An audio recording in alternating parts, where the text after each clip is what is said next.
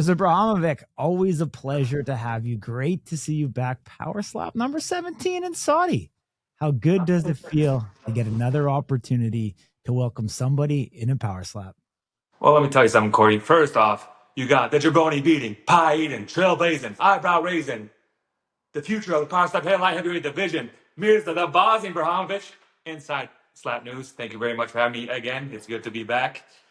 It feels good coming up, Saudi Arabia.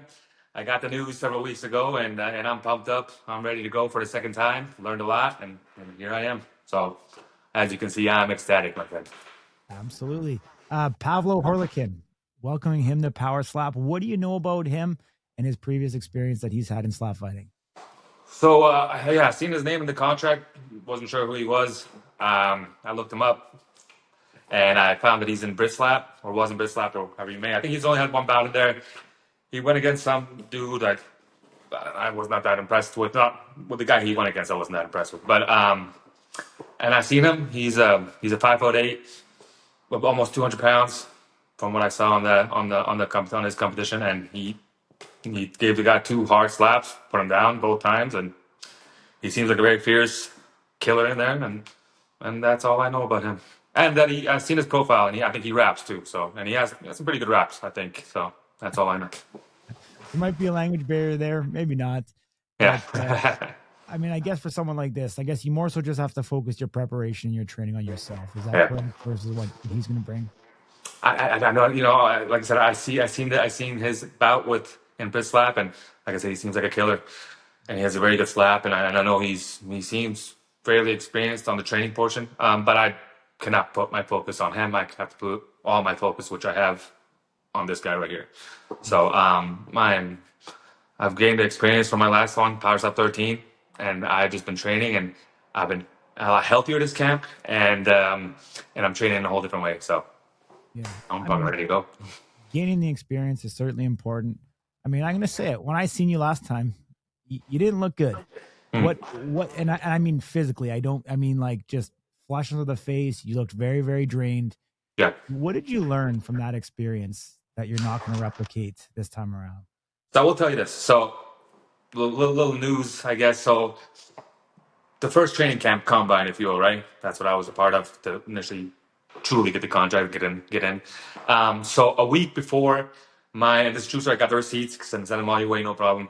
A week before we flew out there to Vegas for that week to do the combine, I tore my LCL and fractured my tibia, full on.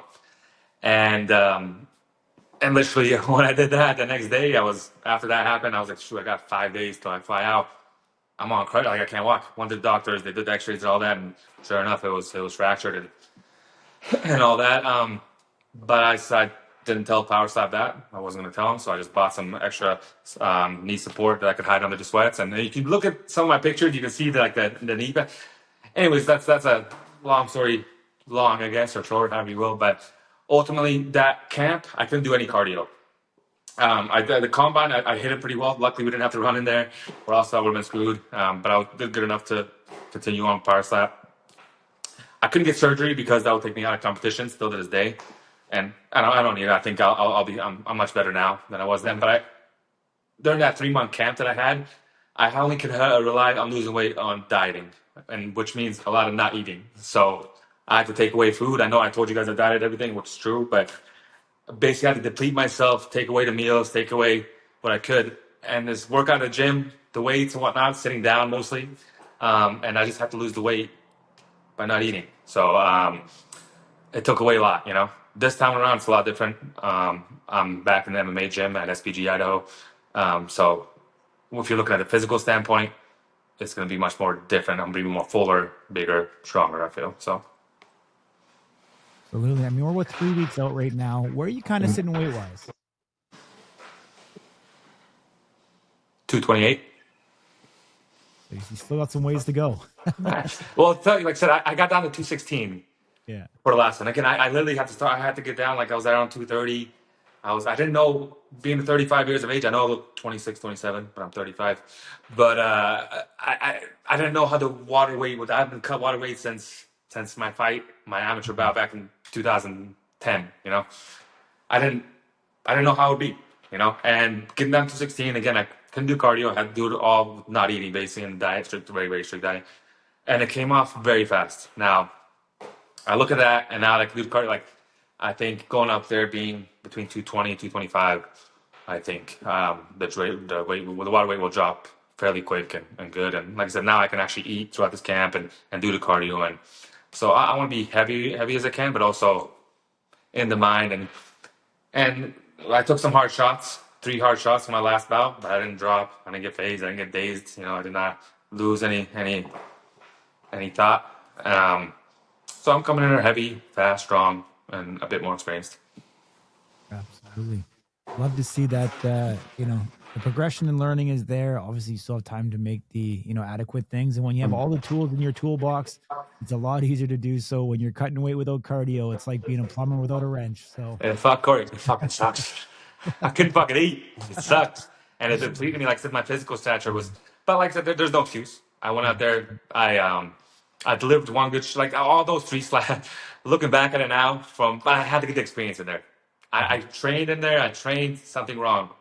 And I thought it was enough to go up there and do it, and it wasn't. The first one almost took him out, but even that one wasn't a good shot. And now that I've had experience now, I didn't use any hip movement. I did not use any body to leverage. I just basically, did what I practiced, and boom, it's without no hips, without no full on body. Like it was a different slap.